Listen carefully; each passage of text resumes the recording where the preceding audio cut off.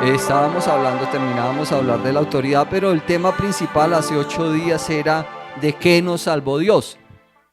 ¿Sí te acuerdas de qué te salvó Dios? Dios te salvó, llegábamos a la conclusión que Dios nos salvó del castigo del pecado. Y no solo de eso, sino que también aparte que nos salvó del castigo del pecado, también nos libró, porque dice la palabra que Él nos libró de todo castigo. Dice la palabra, nos muestra la palabra y vamos a terminar leyéndolo ahorita. Dios no te trajo a la tierra con el fin de castigarte. No, o sea, no era el fin de Dios. Ay, voy a pensar en Christopher, entonces no, para castigarlo y se la voy a montar y lo voy a castigar y eso es que le voy a hacer la vida a cuadritos. No, cuando Dios pensó en Christopher, la palabra dice que Él pensó, oiga, quiero que Él tenga una relación especial conmigo y que quiero que Él sea favorecido por mi gracia y quiero que Él sea parte de mi familia. Entonces, veíamos todo eso, ¿ya se acordaron? Y veíamos también que entonces que la gracia, ¿se acuerdan que es la gracia? Que es la manifestación de la misericordia, de la gloria de Dios a tu favor. O sea, cada uno al igual que tiene autoridad también tiene gracia. Que no la sepa utilizar o beneficiarse de la gracia es otra cosa. Ya, por ejemplo, es si tú tienes carro y quieres irte a viajar, pero resulta que no lo sacas porque gastas gasolina, entonces no disfrutas de tu carro, entonces te vas en bus, pero sigues teniendo carro. Ah, bueno, mira que Carlitos, qué bueno, Carlitos dice cuando sepa manejar bien lo puede utilizar. Es necesario entonces también aprender a manejar la gracia para salir montado en gracia. Entonces imagínate, tú sales de tu casa ahí con tu traje de gracia y de justicia como hijo de Dios a disfrutar. ¿Listo? No es un pensamiento religioso. Dios no te trajo a esta tierra a sufrir. No, porque es que es voluntad de Dios. Él quiere purgar nuestras culpas a través de nuestra pena. No, eso no es así. Entonces, pero llegamos también a la conclusión de que la gracia no significa que Dios justifique el pecado. En ningún momento Dios tiene favor hacia ti, pero en ningún momento ese favor hacia ti va a hacer que Él justifique si llegas a cometer un pecado. La palabra dice que tenemos un abogado intercesor por nosotros, pero Dios no justifica el pecado. Al recibir la gracia podemos disfrutar de su bondad, pero no te confundas. Aunque la bondad de Dios está a tu favor, Dios todavía odia el pecado. ¿Listo? Acuérdate. Dios te ama, pero Dios odia el pecado. La buena noticia es que aunque Dios aborreció el pecado, Él te ama. Porque la palabra nos muestra, y nos enseñaba mi pastor André hace unos meses en Bogotá, que Él ya perdonó todos tus pecados hacia atrás desde el momento que naciste y todos los pecados futuros. Pero eso no te da libertad a pecar. ¿Listo? Al contrario, eso te lleva a esforzarte más. Y por eso es que Él envió al Señor Jesucristo para salvarnos del castigo. Miren lo que dijo, vamos a ver qué dice la Biblia. Hay personas en la Biblia con respecto a lo que el Señor, a la tarea del Señor Jesucristo. El ángel Gabriel dijo a José: María tendrá un hijo a quien pondrá por nombre Jesús, porque él salvará a su pueblo de sus pecados. Eso está en Mateo 1, versículo 21. Miren lo que dijo el mismo Señor Jesucristo de él. O sea, el Señor Jesucristo con respecto a él mismo dijo esto: porque el Hijo del Hombre vino a buscar y salvar a lo que se ha perdido. Eso está en Lucas 19, versículo 10. Pablo dijo lo siguiente: esta palabra es fiel y digna de ser recibida por todos. Cristo Jesús viene al mundo para salvar a los pecadores, de lo cual yo soy el primero. Eso está en 1 Timoteo 1, versículo 15. En Hechos 2:40, mira lo que dice Hechos 2:40 con respecto al Señor Jesús. Después de que el Señor Jesús compró nuestra salvación, Pedro dijo: pónganse a salvo de esta generación perversa. Miren lo que dice: pónganse a salvo de esta generación perversa. Miren lo que dice, Pablo refuerza esta misma idea en Primera de Tesalonicenses capítulo 5 versículo 9. Primera de Tesalonicenses capítulo 5, versículo 9. Dios no nos ha puesto para sufrir el castigo, sino para alcanzar la salvación por medio de nuestro Señor Jesucristo. Quiero que repitas esto conmigo. Dios no nos ha puesto para sufrir el castigo, sino para alcanzar la salvación por medio de nuestro Señor Jesucristo.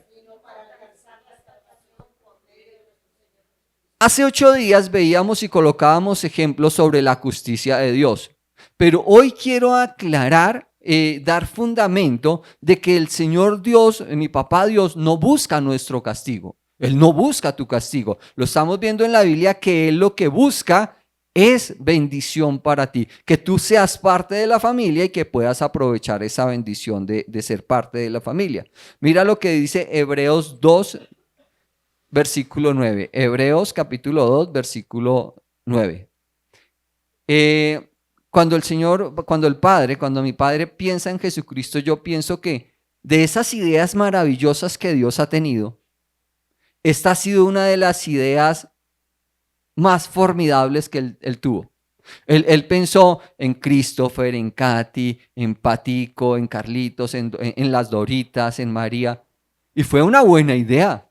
Él cuando pensó, van a ser Nancy, no, esa es una buenísima idea. Pero yo pienso, cuando hizo el Señor la creación, también tuvo una gran idea. Él con su sabiduría creó el universo. Pero cuando él pensó en el Señor Jesucristo para recuperar lo que se había perdido, fue la idea top. O sea, la idea de las ideas que tuvo Papá Dios fue, enviemos al Señor Jesucristo. Yo pienso que fue la idea más maravillosa. Nuestro sustituto perfecto e inmaculado conoció la muerte por todos. Se refiere a eso Hebreos 2.9. La Biblia incluso nos dice cómo lo hizo. O sea, esa idea que tuvo el Señor, que tuvo nuestro Padre amado para salvarte, fue el Señor Jesucristo. Y esa idea la llevó a cabo a través de la gracia. O sea, Papá Dios es súper inteligente. ¿A quién se le habría ocurrido eso? O sea, ¿a qué ser humano se le habría ocurrido eso? Pero miren, la idea era el Señor Jesucristo. La aplica a través de la gracia. Pero lo que lo impulsó a esa idea y a esa gracia fue el amor que siente por cada uno de nosotros. Y hay pocas veces nos ponemos a meditar en el amor de Dios y cómo podemos valorar el amor de Dios. Valoramos el amor de nuestros padres, de nuestros hermanos, pero nos falta ese toque especial del Espíritu Santo para poder entender más del amor. Pero aquí llegamos a algo importante de esto. La palabra de Dios dice que tanto amó Dios al mundo que envió ¿a quién? Para que todo el que crea en Él no se pierda. Pero les hago una pregunta. ¿Cómo muere el Señor Jesucristo en la cruz? Sí, crucificado con clavos. Él muere ahí, pero a Él no lo matan. Voy a explicar esto. Esto es interesantísimo. Pon cuidado que al Señor Jesucristo no lo matan. Es más, doctores dicen que Él antes de crucificarlo ya tenía que estar muerto. Físicamente, hacen un análisis científico a nivel médico que ya antes Él ya tenía que estar muerto por toda la sangre que ha perdido, por todas sus heridas, por todas sus llagas. Antes de ser crucificado, Él ya tenía que estar muerto. Tremendo. O sea, físicamente tenía que estar muerto. Lo crucifican, le clavan los clavos y todavía no se muere. O sea, no se muere. Pasan horas ahí, no me acuerdo cuántas horas son las que pasan, el tiempo que pasa exactamente, pero miren cómo Jesús muere. Él muere entregando, no le arrebatan la vida. Él la entrega y le dice, Padre, en tus manos entrego mi espíritu. Él entrega su vida, nadie lo podía matar. Porque primero, Él era 100% Dios y 100% hombre. Pero Él en la cruz muere entregando. Nadie le podía arrebatar la vida. Tremendo. Ese hombre, el Hijo de Dios, con todo poder, porque dice que toda la plenitud del Espíritu y toda la gloria se manifestaba en el Señor Jesucristo. Un privilegio haber caminado con el Señor Jesucristo. Tanto poder y tanta gloria le podían quitar la vida. ¿Cuántas veces estuvieron, habla la palabra, si no estoy mal, son 3 veces que quisieron cogerlo? ¿Y él qué decía? Que él se escabullía. En Getsemaní, cuando él llega y llegan los soldados a buscarlo, y él se para y dice, yo soy, ¿todos no caen? Para él hubiera sido fácil decir, uy, con permiso, dijo Monchito, pasar uno sobre otro y permiso, y paticas, ¿para qué las quiero? Pero dice que él se entregó, no solo físicamente, sino su espíritu, él también lo entrega en la cruz. Y miren lo hermoso de esto, cuando entrega él su espíritu.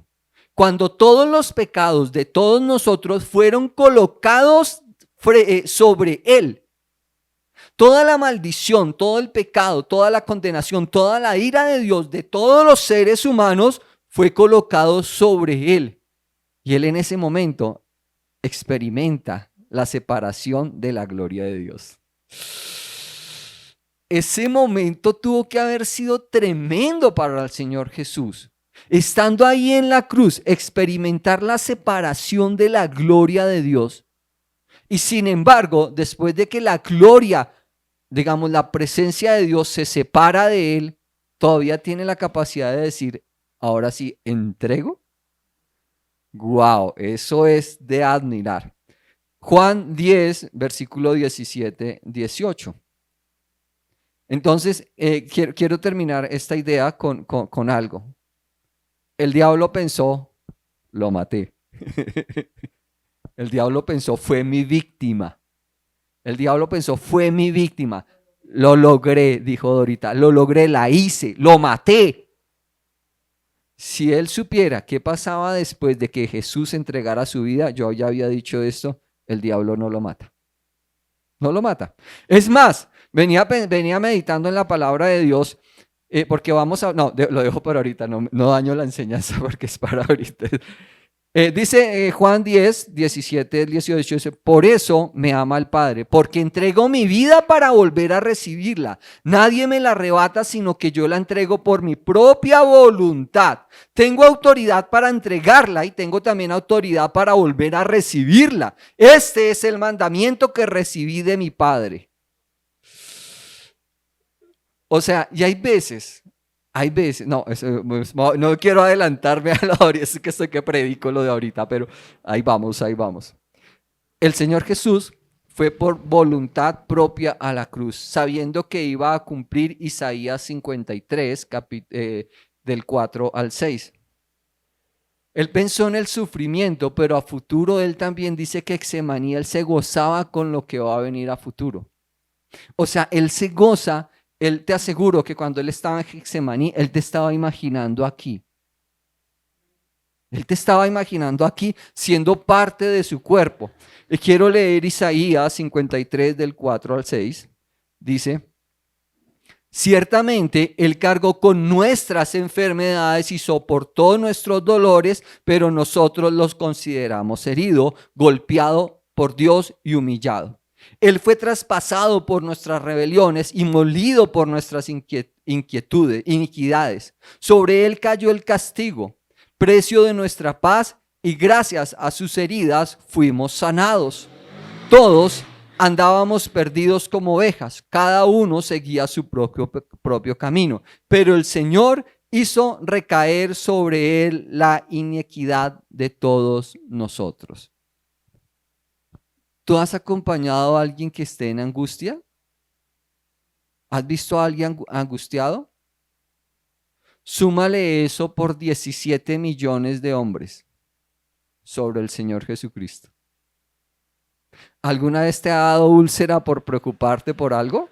Sí, a mí antes me dio. Ya no, el Señor me sanó de eso, ya no. Pero imagínate toda esa angustia de cuántos millones de hombres que van a nacer, que ya han muerto, sobre el Señor Jesús. Como nuestro sustituto en la cruz, el Señor Jesús sufrió lo inimaginable y lo incomprensible. La gracia nunca significó que Dios le quite la importancia al pecado. La gracia significa que Dios le atribuyó el pecado al Señor Jesucristo y lo castigó en el cuerpo del Señor Jesús. Y todo eso porque Él decía al Señor Jesús, yo quiero mi gracia, yo quiero esa gracia que yo comparto con mi Padre para todos. Tremendo, ¿no? Entonces, y concluimos esta parte y con lo que comenzamos diciendo, ¿para qué fuimos librados del castigo? Para que la ira de Dios nunca tenga que incurrir sobre nosotros. Primera de Tesalonicenses, capítulo 5, versículo del 9 al 11. Primera de Tesalonicenses, capítulo 5, versículo del 9 al 11. ¿Lo tienes? Listo. Pues Dios no nos destinó a sufrir el castigo. Repite conmigo, Dios no me destinó a sufrir el castigo, sino a recibir la salvación por medio de nuestro Señor Jesús. Él murió por nosotros para que en la vida o en la muerte vivamos junto con Él. Por eso, anímense y edifíquense unos a otros tal como lo vienen haciendo. ¿Y dónde te animas y te edificas unos a otros? Dorita dijo, ¿cuándo nos congregamos? Pero entonces, en conclusión, Dios te salvó para librarte del pecado y de la ira de Dios, con el fin de que tú puedas hacer todas aquellas obras que Dios ya tenía pensado para ti. Vuelvo y repito esto, Dios te salvó del castigo y de la ira de Dios y del pecado para que tú hoy en día puedas hacer todo lo que Jesús piensa que tú puedes hacer. Hago una pregunta. ¿Ustedes saben qué es lo que Dios quiere que ustedes hagan a través de Cristo Jesús? Muy bien, parte de eso es llevar una vida de santidad. Predicar su palabra, muy bien. ¿Qué más? Que lleguemos a su reino, muy bien. Pero habla también de más obras. Efesios capítulo 2, versículo 10 dice que Dios de antemano, o sea, antes de Él nos amó, pero él en su amor pensó hace muchos millones de años, Él pensó, yo estoy pensando en Nancy, pero yo pienso que Nancy cuando reciba a mi hijo como Señor y Salvador puede hacer esto y esto, las obras de justicia, y esas obras de justicia son igual a personas salvas. ¿Cómo la ven? Pero entonces les hago la siguiente pregunta. O no, la siguiente pregunta no, el siguiente planteamiento. ¿Qué comenzamos a estudiar los jueves? No, eso ya terminamos hace 15. La armadura de Dios. O sea, hemos visto autoridad del creyente, hemos enseñado que tú tienes autoridad, que no la utilices no significa que no tengas autoridad, que la gracia está a tu favor, que no la utilices no significa que no esté a tu favor, pero también comenzamos a ver la armadura de Dios y Simón nos explicaba que Pablo hace esa comparación de la armadura de Dios tomando como ejemplo la vestimenta de guerra del soldado romano, que tiene un casco, tiene una espada, tiene un escudo, tiene un cinturón, tiene unas sandalias. ¿Me falta algo? ¿Son 6? El yelmo, el casco, ya la coraza y el escudo de la fe. Y hace referencia a un soldado. Y hoy terminamos viendo en Efesios 2 que Dios tiene pensado que tú debes hacer las obras que Dios había pensado de antemano. No que al pastor Carlos se le ocurrió, sino que Dios pensó de antemano que Yolimar tenía que hacer unas obras basadas en el poder del Señor Jesucristo. Y entonces, y Tomás nos enseñaba que todo eso son herramientas para dar la buena pelea de la fe. Nosotros no tenemos que pelear contra el diablo ya fue derrotado. O sea, la batalla espiritual, eso que ato, ligo y reprendo al diablo, no tiene fundamento bíblico. Es más, ¿sabes que tú no puedes atar al diablo? Porque Apocalipsis dice que 20, lo leíamos también hace 8 días, que él ya tiene un fin y es ser echado eternamente al fuego. Podemos reprender las obras del diablo, podemos quitarle poder a las obras del diablo, podemos detener las obras del diablo. Pero no te desgastes peleando con el diablo. Tú ya ganaste, pero sí tienes que ser un soldado del Señor o un trabajador del Señor. Soldado, muy bien, Carlitos. Pero, aunque el diablo ya está derrotado, ¿sabes cuál es el fin del diablo? Robar, matar y destruir. Robar, matar y destruir. Lo dice el mismo Señor Jesucristo. Pero el mismo Señor Jesucristo dice, frescos. En el mundo van a tener aflicción, pero frescos, yo ya vencí al diablo. Y la palabra de Dios dice también, venga, simplemente lo que tienen que hacer ustedes es sométanse a Dios. Y dice, resistan al diablo y él huirá. ¿Cómo resisten ustedes? Parándose firme. Dice la palabra que simplemente me someto a Dios, resisto al diablo, parándome firme, resisto al diablo y huir. No dice que yo tengo que pujar o hacer fuerza para resistir al diablo. Ay, voy a resistir al diablo, ahí viene un ataque del diablo. No, dice párate firme, sométete a Dios y el diablo va a huir. Pero como soldados tenemos que hacer algo dentro del ejército de Dios. Un buen soldado entiende las estrategias del enemigo.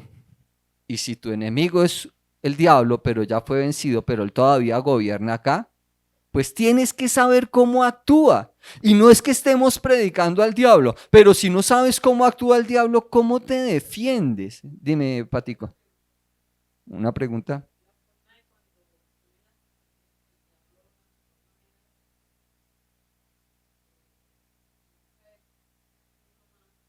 Muy bien. Uy, tremenda pregunta, Patico. Bien. Patico nos pregunta que cómo hacemos, entonces cuando viene la tentación, ¿cuál sería la forma para resistir la oración? El Señor Jesucristo nos lo enseña y dicen, manténganse en oración. Mantente en oración. También tenemos la guía del Espíritu Santo y es orar en otras lenguas, en el Espíritu, en otras lenguas, dice en todo momento. Dorita, ¿qué vas a decir?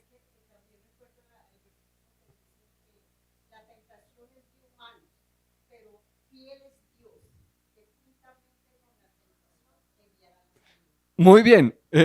Oiga, ustedes deberían predicar también. Qué bien, qué bien. Dorita nos dice pues que Dios, bueno, primero, ¿quién pone la tentación? ¿Dios? La palabra nos dice que Dios no tienta a nadie. Pero ¿cómo funciona la tentación? Y eso está muy bien. ¿Cómo funciona la tentación en la mente? ¿Y cómo funciona el pecado? Porque miren lo sabio de la palabra. Me gusta esto porque la palabra también nos muestra cómo funciona la tentación en tu corazón. El diablo siempre va a hablarte al oído. El diablo no se puede meter a tu mente. Te va a mostrar imágenes, te va a hablar, pero nunca el diablo se puede meter a tu mente. Es imposible que el diablo tome posesión de un cristiano, de un hijo de Dios. Y lo primero que te pones a hacer a maquinar y a maquinar y a maquinar y a maquinar. Y es cuando le das a esa tentación, llamémoslo una pelea, a esa tentación, porque no solo es tentación de tipo sexual, sino también de tipo emocional o moral. Pero cuando vienes a pelear y peleas con alguien y toda la noche el mismo video y es como si le dieras play, play, play, play, play y repites eso como unas 30 veces, ¿no te ha pasado? Ay, no, todos son santos. A todos nos ha pasado eso. Pero cuando tú permites y no dominas ese pensamiento con la palabra de Dios y lo permitas y permites que eso se convierta en un odio, baja a tu corazón. Aquí, cuando bajo al corazón y ya lo hablaste, ya es pecado. La tentación la paras aquí. Cuando estás en oración. ¿Pero cómo? Ahora, pongo otro ejemplo. Interesante lo que decías, Patico, y mira lo importante para explicar esto. ¿No les ha pasado que inclusive orando han tenido malos pensamientos? O se atraviesan, buscan un tiempo de oración y se atraviesan, me faltó papa para el almuerzo. No, es que me toca comprar la carne, me faltó tal. A todos nos pasa eso. A todos nos pasa eso. ¿Qué tienes que hacer? Para un momento en tu oración, ponte a hablar la palabra de Dios y ora en el Espíritu. Y te vas a dar cuenta cómo el pensamiento se va. Ahora, primera de Corintios, no estoy mal, no estoy bien si es primera de Corintios o primera carta de Tesalonicenses, pero la palabra de Dios también nos dice, escuchen otra herramienta para la tentación, que nosotros podemos someter todo pensamiento humano a la cruz de Cristo. Dice que podemos someter toda filosofía o pensamiento humano a la cruz de Cristo. Si necesitas someter tus pensamientos, somételos. ¿Cómo se hace? Como dice la palabra, Padre, en el nombre de Jesús, yo someto todo pensamiento. Dice exactamente la Reina Valera, dice, los llevo cautivo a la cruz del Calvario. Dice que someto todo pensamiento que va en contra de tu voluntad, en contra de tu palabra, en contra de tu moralidad, en contra de tu perfección, a la cruz del Calvario, y ahí la dejo. Pero tienes que hablarlo. Entonces, el diablo nos odia. ¿Sabías eso, que el diablo te odia? Él nunca piensa en tu bienestar. Nunca va a pensar en eso. El diablo es como, porque dice que es como león rugiente. ¿Cómo? No dice que él es un león, dice que es un león rugiente. Imagínate a ese gatico pequeñito, hay unos memes con eso, con un megáfono, queriendo hacer ruido como un león. Ese es el diablo, que quiere devorarte y quiere meterte miedo. ¿Y cómo funciona él? ¿Cómo trabaja él?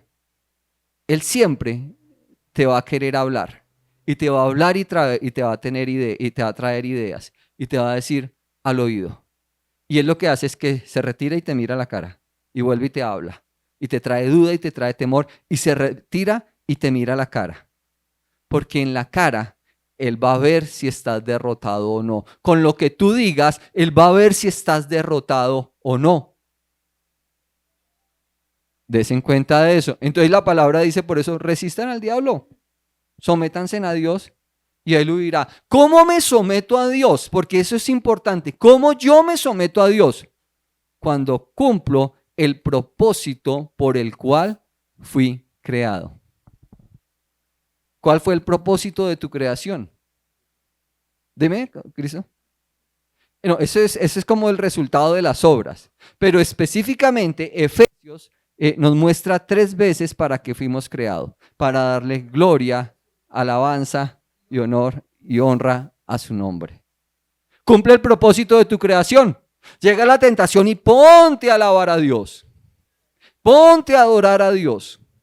Miren lo que dice.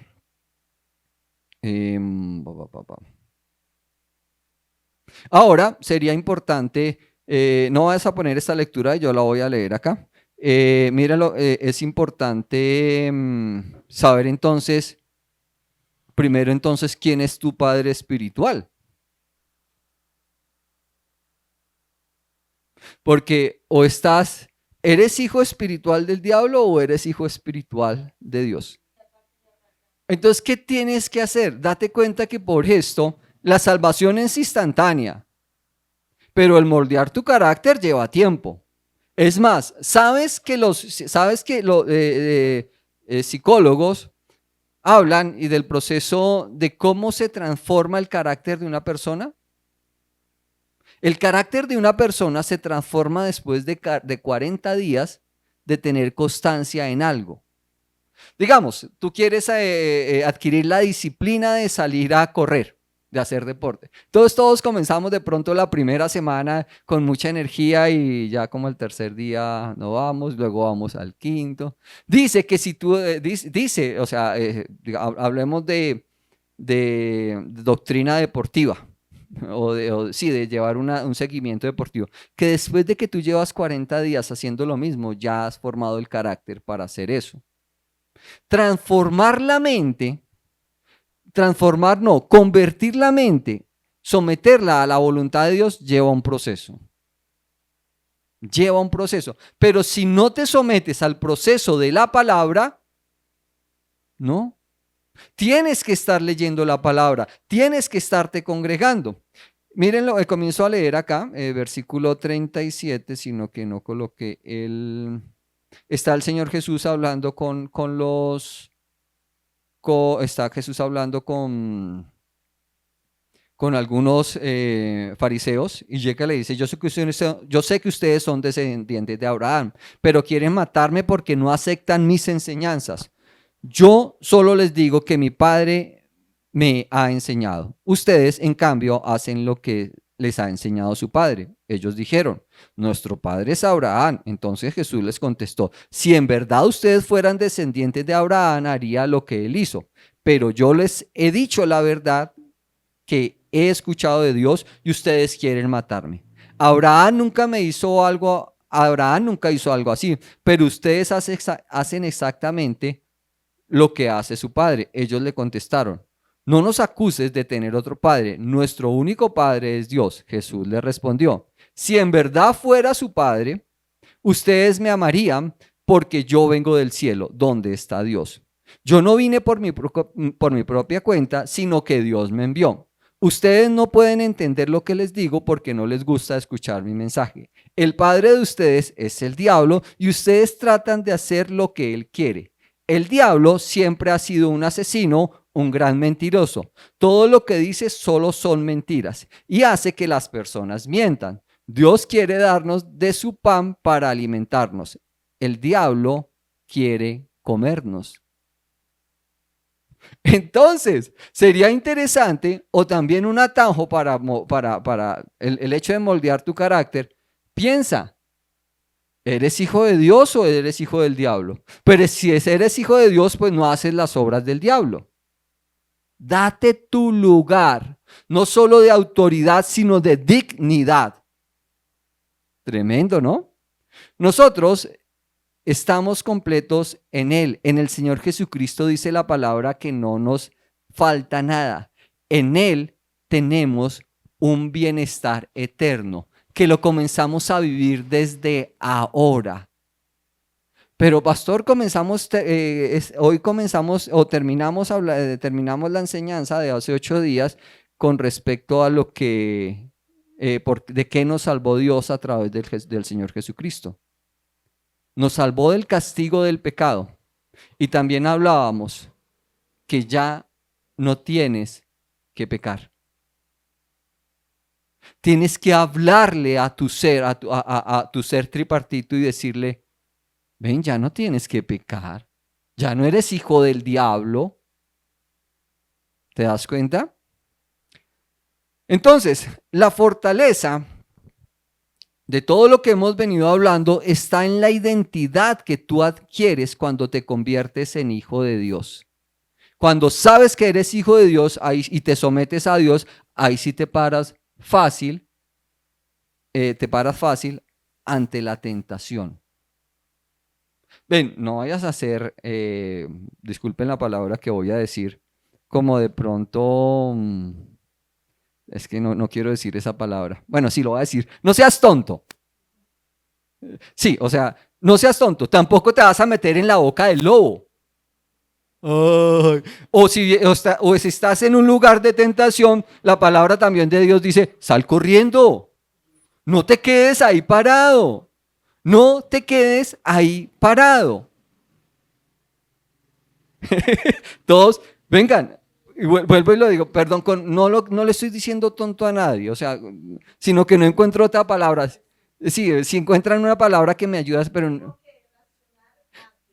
¡Ay! Gracias, Yolimar. Yolimar nos dice, tenemos que reaccionar frente al pecado. Si tú ves pecado, retírate. Vas a tener que cambiar tus amistades. Hombre, si sabes que en la esquina están el combo de amigos de la tomata, no te vayas para la esquina. ¿Por qué? Es más fácil.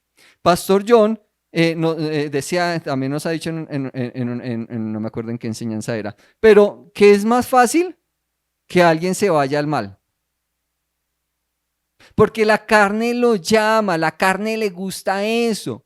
Pero si tú sabes que el parche está en la esquina y están tomando, pues no me voy para la esquina.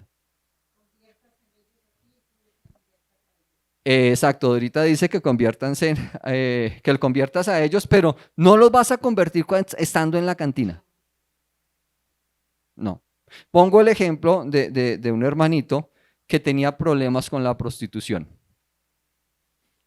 Y en el trabajo, donde el del trabajo que salía por una calle llena de prostíbulos en Bogotá.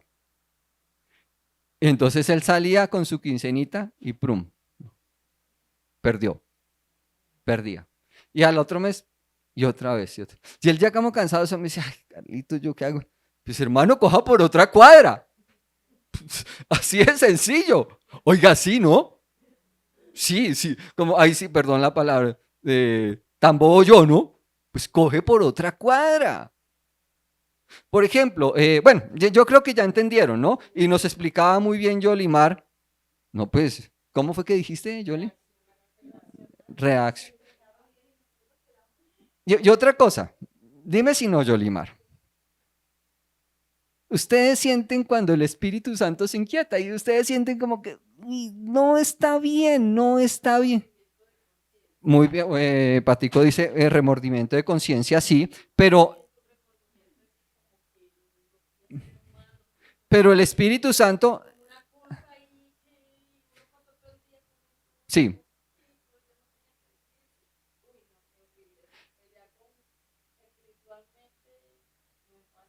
claro, pero lo que tienes que hacer es ponerte a adorar a Dios. No entres a pelear con la razón porque pierdes. Entonces, no podemos aceptar pensamientos de inseguridad. Eso, el diablo va a querer mover tu fe a través de esos pensamientos. Todo, recuerden que todo, dice la palabra, que todo es hecho de nuevo en ti. Cuando naciste de nuevo, cuando recibiste al Señor Jesucristo, dice que un espíritu vino y fue hecho nuevo dentro de ti, que tu espíritu, no tu carne.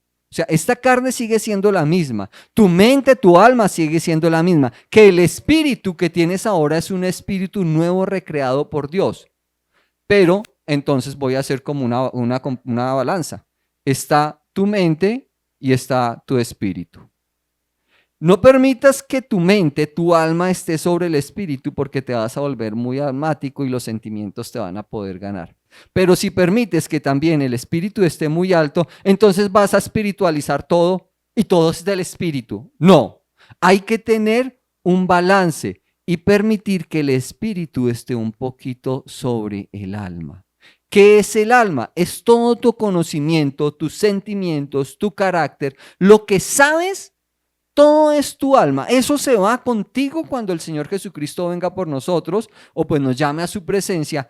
Espíritu, alma y cuerpo somos un ser tripartito, pero este cuerpo se queda acá. Y dice la palabra que sucede el rapto y de nuestro cuerpo va a ser glorificado, pero tu espíritu y tu alma se van intacticos. De eso habíamos hablado, pero ahorita quiero avanzar.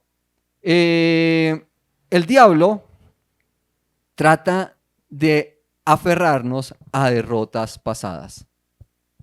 Y tiene que ver también con la tentación. No, pero es que antes yo hice, pero es que antes pasó esto, pero es que a mí me hicieron esto. El diablo acusa, condena y espera. Escucha, el diablo te acusa, te condena y espera y te queda mirando la cara. A ver, ¿tú qué vas a hacer? Por eso la palabra también dice que debemos mantener un gozo constante. Y ante las necesidades, en Filipenses capítulo 4, dice Pablo, manténganse alegres. En todo momento, en cualquier circunstancia. Entonces cuando el diablo viene con ese ataque y te ve reírte y alabar a Dios y gozarte y reírte, dice, no entiendo, se la tengo a cuadritos y se ríe, alaba a Dios, no entiendo. Ahí es cuando el diablo sale huyendo. Va a volver, pero sale huyendo. ¿Te das cuenta entonces lo importante de qué estás diciendo con tu cara? Mi esposita, yo no sé por qué, duré manejando taxi 11 años, perdón, 9 años. Y pues uno manejaba serio. Y hay veces, pues sí, uno se reía, escuchaba música y todo eso. Pero después mi esposita llegaba y me decía, yo iba manejando y me dice, ¿estás bravo? Y yo, no, ¿por qué? ¿Ya naciste de nuevo? Yo sí, pero tu cara no lo refleja. Pero era como normal para mí estar serio y parecía bravo, pero no, pero entonces, y siempre nos pasa, por lo general tratamos de ponernos serios, pero ¿qué está diciendo tu cara? Él quiere hacernos pensar que no somos importantes para Dios, pero somos tan importantes para Dios que nos dio a su único hijo para que toda la culpa de nuestros pecados recayera sobre él. Somos tan valiosos para Dios que nos envió lo que más amaba él. Entonces, el diablo quiere que nos desconectemos de la iglesia. El diablo no le conviene que vengas a la iglesia, ¿sabías eso? El diablo no quiere que vengas a la iglesia. O sea que el próximo jueves, el próximo domingo, qué pereza. ¿Quién te está hablando? El diablo no te va a decir, Rafita, ve para la iglesia. ¿El diablo te va a decir eso? No te levantes, no madrugues.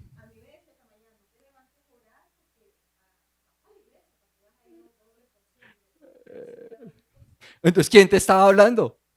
¿Quién te estaba hablando? Pero entonces, ¿ay, el diablo le puede hablar a un cristiano? Sí. Y si el diablo le habló al Señor Jesucristo cuando comenzó su ministerio aquí en la tierra y le habló terminando su ministerio, te va a hablar. No significa que estés endemoniado, porque un cristiano no puede ser poseído.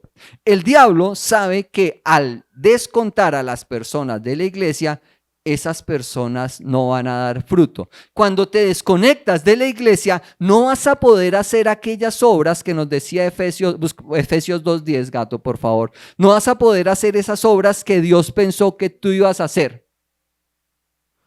Tengo mucho trabajo, es que no puedo porque Dios entiende. Dios entiende que tengo mucho trabajo y no puedo ir. Dios entiende. Quiero que lo lean, vamos a leerlo al unísono, porque somos hechura de Dios, creados en Cristo Jesús para buenas obras, las cuales Dios dispuso de antemano a fin de que las pongamos en práctica. Y esas obras fuera de la iglesia no las puedes poner en práctica. Porque aquí en la iglesia, el Espíritu Santo, a través de la palabra de Dios y de los distintos dones que hay al servicio de la iglesia, te capacitan y te entrenan para que puedas ir alcanzando la altura del varón perfecto que es el Señor Jesucristo. Sí, decía algo importante que decía Patricia, pues cuando le pedimos perdón al Señor, Él siempre está perdonándonos, sí.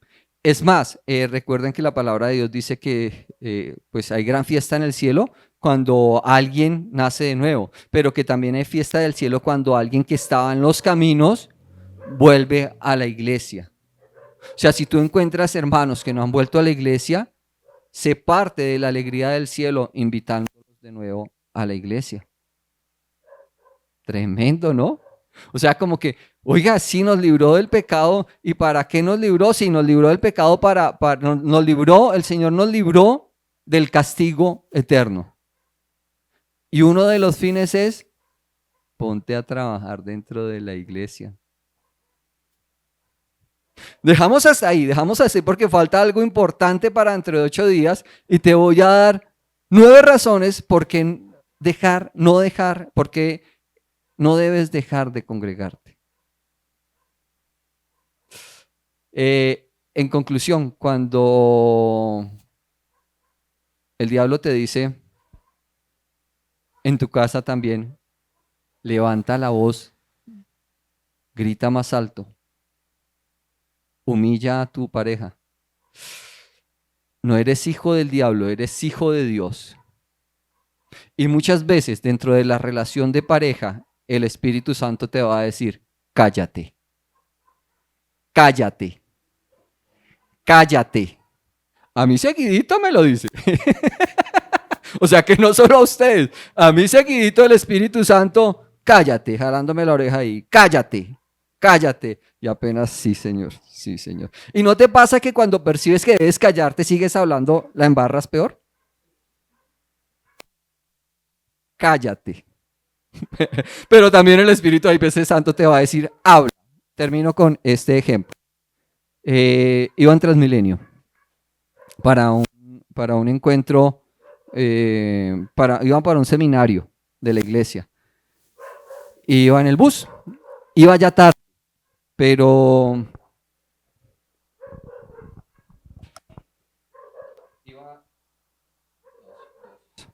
iba ya tarde. Se subió al bus, al Transmilenio, se subió alguien pidiendo plata porque tenía una cosa en el estómago. Y sí, se le ve, no llevaba la bolsa con el pedazo de hígado que compró en La Fama, pero sí llevaba una bola. Llevaba una bola inflamada debajo de la piel. Entonces el Espíritu Santo llega y me dice, ora por él. Entonces yo iba así y lo volteé a mí, y el Espíritu Santo me decía, ora por él. Y le digo al Espíritu Santo, es que ya voy a llegar a la estación.